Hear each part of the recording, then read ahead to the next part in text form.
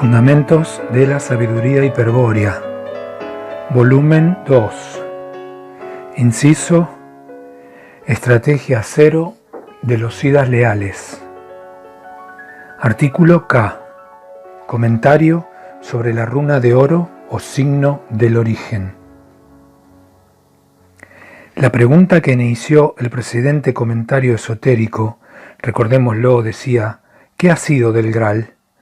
Como respuesta obtuvimos que es erróneo indagar sobre el Graal, ya que este es virtualmente el origen, y jamás se ha movido de allí. Su asiento, en cambio, la runa de oro, posee las dimensiones de un objeto material, y es dado suponer que, en gran medida, este sí resulta afectado por las leyes físicas. Podemos entonces replantear el problema: ¿qué ha sido de la runa de oro? ¿Continúa aún sosteniendo la gema de Cristo Lucifer? En este último caso, la respuesta es afirmativa. La runa de oro ha sido desde entonces el asiento del Graal, situación que no ha variado en absoluto en los tiempos modernos. En cuanto a la primera pregunta, debemos comprender que sería una tarea imposible resumir aquí el itinerario completo seguido por la runa de oro hasta nuestros días. Ello nos obligaría a mencionar civilizaciones desaparecidas y muchas de ellas completamente desconocidas para la cultura oficial. Nos remitiremos entonces a los tiempos históricos, comenzando por establecer algunas pautas que permitirán encarar el problema de manera correcta, evitando así muchas supersticiones o desinformaciones. Primero, la runa de oro ha sido muchas veces confundida con el Graal. En efecto, ya hemos explicado por qué el Graal no debe buscarse. Sin embargo, en algunas ocasiones realmente ha habido transporte y se ha pensado con razón que se trataba del Graal. Pero el Graal no es un objeto del cual pueda uno apropiarse y menos aún manipular o transportar. Con toda verosimilitud, lo que ha sido transportado es la runa de oro en el marco de una estrategia racial. En este caso no podemos achacar la confusión únicamente a la acción estratégica enemiga, porque en la degradación de los antiguos mitos hiperbóreos la mayor responsabilidad recae sobre la impureza sanguínea de los virias. Segundo, la presencia de la runa de oro entre los miembros de una comunidad de linaje hiperbóreo tiene la virtud de favorecer la vinculación carismática y de legalizar la conducción de sus líderes. Tercero, la presencia de la runa de oro es la presencia del Graal, y el pueblo a quien los siddhas hayan confiado su custodia es sin dudas en ese momento el linaje hiperbóreo más puro de la tierra. Cuarto, para certificar si un determinado pueblo ha estado en posesión de la runa de oro, hay que estudiar su arquitectura hiperbórea de guerra. La posesión de la runa de oro exige la construcción de estructuras de piedra con peculiares propiedades topológicas. Dichas construcciones pueden no parecer hechas para la guerra, pero tal apariencia obedece exclusivamente a la ignorancia que existe sobre la estrategia hiperbórea. Un ejemplo lo constituye el castillo de Montségur sobre el monte Tabor en el Languedoc francés. Esta construcción, que no es una fortaleza ni mucho menos, se levantó para permitir que la secta hiperbórea de los cátaros pudiese recibir y conservar la runa de oro. Los principios que allí predominan son los de la ley del cerco y de la oposición estratégica, siendo tarea inútil pretender hacer de Montségur un observatorio astronómico o un templo solar. Pero como la estructura de Montségur ha sido proyectada en función de la runa de oro, quien no atienda a esta clave jamás llegará a resultado positivo alguno. Quinto, hay que distinguir entre el asiento del Graal, al que llamamos runa de oro, y el signo del origen, que la runa de oro representa. Dijimos que en la piedra azul violeta los siddhas engastaron una figura de oro y denominamos al conjunto piedra y figura, runa de oro. Pero el signo del origen, que fue cincelado en oro y engastado, posee por sí mismo el particular poder de presentar afinidad con el Graal. Por eso muchos linajes hiperbóreos que no alcanzaron el alto honor de custodiar la runa de oro, recibieron en cambio el signo del origen como premio a su pureza de sangre y reconociendo del esfuerzo empeñado en su estrategia. Es así como el signo del origen tuvo, con el correr de la historia, una particular proliferación entre ciertos linajes que orgullosamente lo incorporaron a sus estandartes. Naturalmente, los líderes trataron en un principio de velar en parte su contenido simbólico, simplificando la figura, es decir, quitando algunos elementos sugestivos. Pero luego de la caída en el exoterismo y la vulgarización, el verdadero aspecto del signo del origen fue olvidado. Ya dijimos, por ejemplo, que la esvástica procede por mutilación y deformación de aquel signo primordial. Sin embargo, en muchos casos, debido a la extraordinaria pureza sanguínea de algún linaje, el signo del origen fue exhibido completo, permitiendo a los líderes emplear su enorme poder para proyectar la luz del Graal sobre la masa del pueblo. Podríamos dar varios ejemplos de comunidades asiáticas portadoras del signo, pero tenemos a mano el caso de los sajones que habían grabado el signo del origen en un tronco de árbol al que consideraban columna del mundo, universalis columna. El fin de tan audaz determinación merece también un comentario. Cuando en 772 Carlomagno conquistó Erburi, procedió rápidamente a destruir el tronco Irminsul y a ejecutar a 5.000 miembros de la nobleza sajona. No conforme con esto, luego de 3 décadas de heroica resistencia, la raza sajona, de purísimo linaje hiperbóreo, fue totalmente cristianizada, previa ejecución de sus más puros retoños. Hemos sabido que muchos alemanes cultos consideran afortunada esta espantosa campaña carolingia. Así, el profesor Hallier opina sin rubor que, sin la sumisión de los sajones, hoy no existiría una nación alemana, pues para el devenir histórico de la nación alemana, tal cual hoy es, la incorporación de los sajones al imperio de Carlomagno era una condición previa imprescindible. Esta opinión generalizada se basa en el análisis a posteriori de los hechos históricos y por eso, considerando que la extinción de la dinastía carolingia posibilitó que 200 años más tarde la sangre sajona llegara con Otón I a ponerse al frente del mundo occidental, se da por sentado que la dominación y conversión de los sajones fue necesaria y positiva. He aquí nuestra opinión.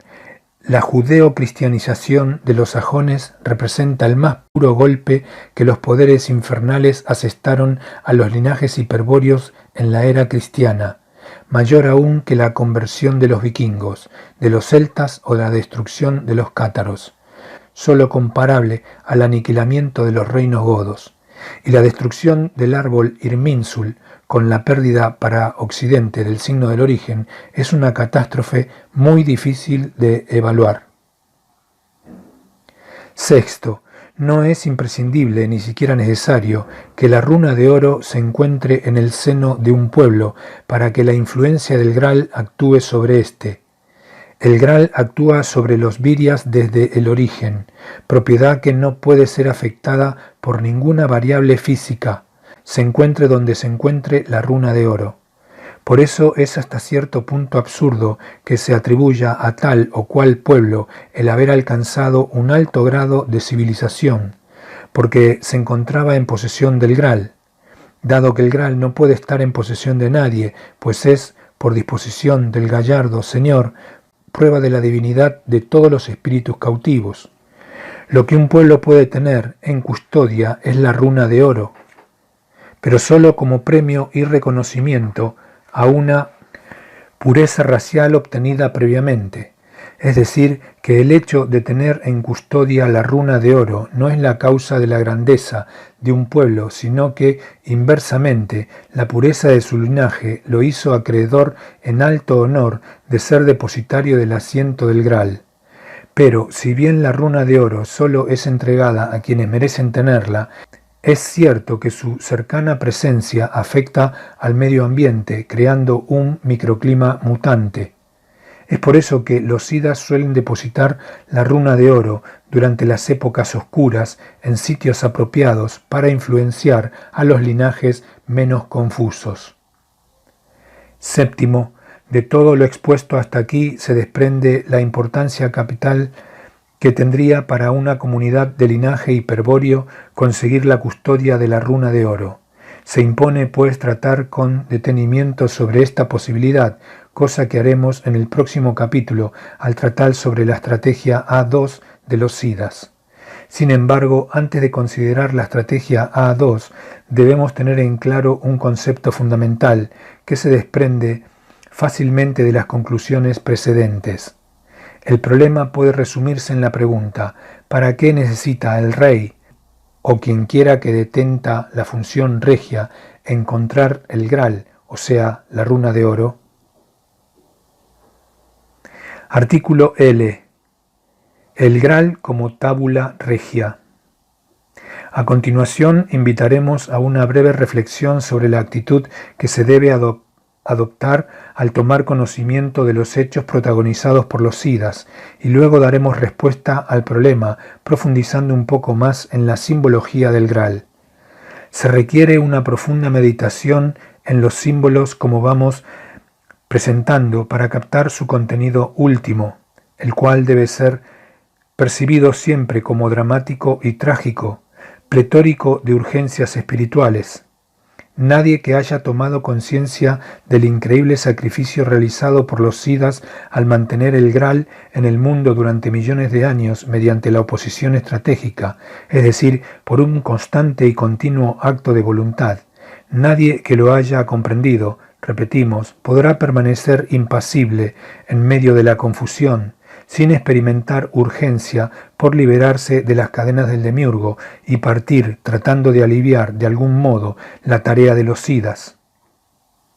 Nadie que compruebe con su sangre la verdad de estos símbolos podrá evitar que el honor, única moral del Virya, lo apremie con insistencia para abandonarlo todo y partir.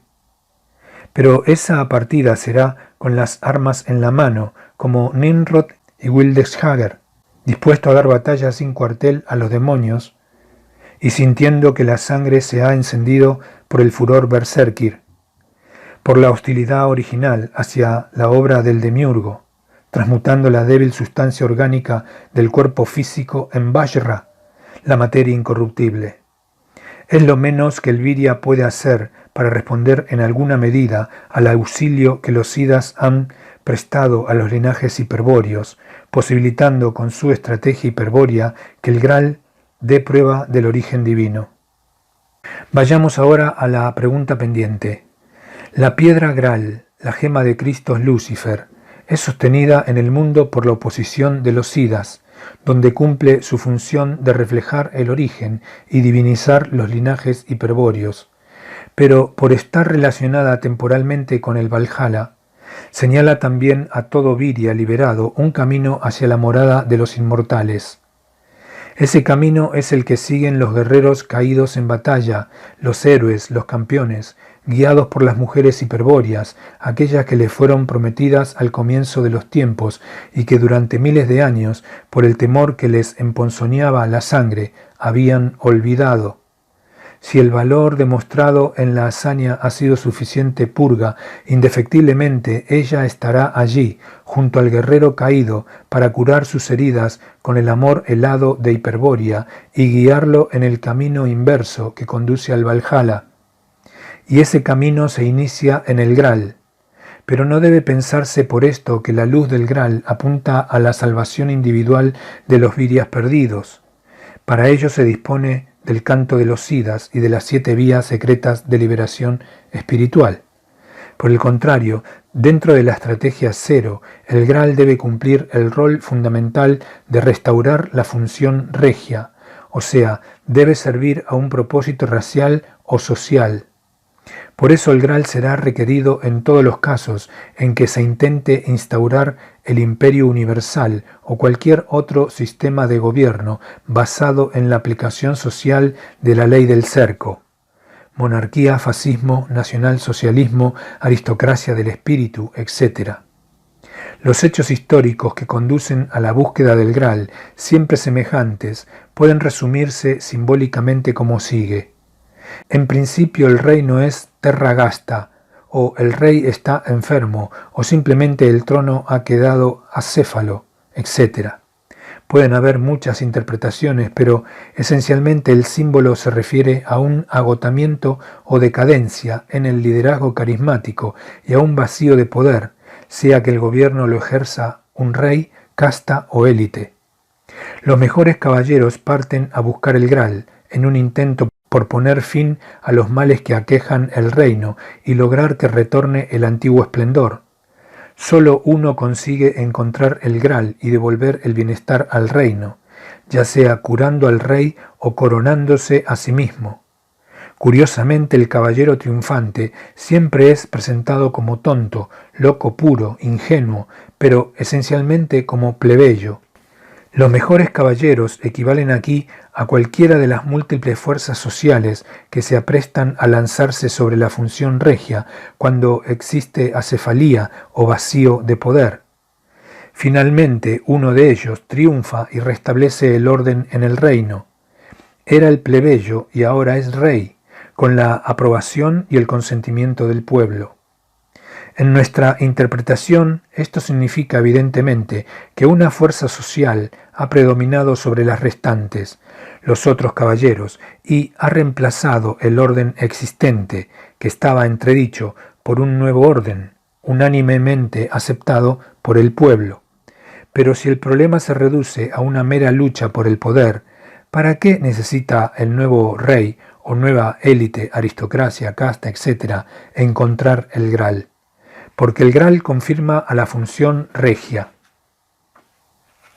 Cuando en tiempos de crisis una nueva élite o un líder carismático detenta el poder con intenciones de restauración regia, debe apresurarse a legalizar su situación, pues si no, otra élite o líder vendrá a cuestionar sus títulos e intentará también ocupar el lugar vacante, sucediéndose así una interminable serie de batallas, políticas o militares. Pero si hay lucha por el poder, nadie tiene su control y puede ocurrir que, al final, el reino acabe dividido entre varias facciones. Es necesario dirimir la cuestión, consultar a un juez infalible, a una autoridad indiscutida y trascendente. Aquí es donde se plantea la necesidad de recurrir al Graal. ¿Por qué al Graal? Porque el Graal es también la tábula regia, la lista de reyes. Él dice quién debe gobernar, a quién le corresponde regir, porque él revela quién tiene la sangre más pura. Pero esta revelación no es simplemente oracular y arcana, sino que por mediación del Graal, la pureza del líder, su derecho a la conducción, será conocida por todos y reconocida por todos, carismáticamente. De allí que el loco puro, de linaje hiperbóreo, pero de estirpe plebeya, luego de encontrar el Graal, sea reconocido por el pueblo como rey indiscutido. Cuando un linaje hiperbóreo confía en la luz del Graal para la elección de sus líderes, puede decirse con propiedad que se sucederá una dinastía de reyes del Graal. Durante el reinado de uno de estos puede pasar que el linaje alcance un grado tan elevado de pureza que se haga digno de obtener la custodia de la runa de oro. Es lo que ocurrió, por ejemplo, en el siglo XIII en el condado francés de Toulouse, cuando la runa de oro fue confiada a los perfectos cátaros. Se alegará contra esta afirmación que los cátaros eran maniqueos, es decir, herederos de una tradición gnóstica, y que ese es el motivo por el cual fueron aniquilados, existiendo solo una relación circunstancial entre ellos, los condes de Toulouse y la población occitana. Tal argumento, de origen druida moderno, intenta desviar la atención del hecho más importante de la epopeya cátara, su relación con el Graal. El hecho de que fuesen gnósticos, cosa que nadie discute, y de que enseñasen una de las 7 vías secretas de liberación basada en la canción de amor de los Siddhas, origen de la cultura de los trovadores, cosa que pocos conocen, no explica para nada su relación con el Graal. El Graal, en el marco de la estrategia cero, tiene un sentido puramente racial. Si la runa de oro fue confiada a los cátaros es porque estos participaban activamente en técnicas de transmutación colectiva, las que no pueden excluir a la función regia, y no simplemente porque eran de filiación gnóstica.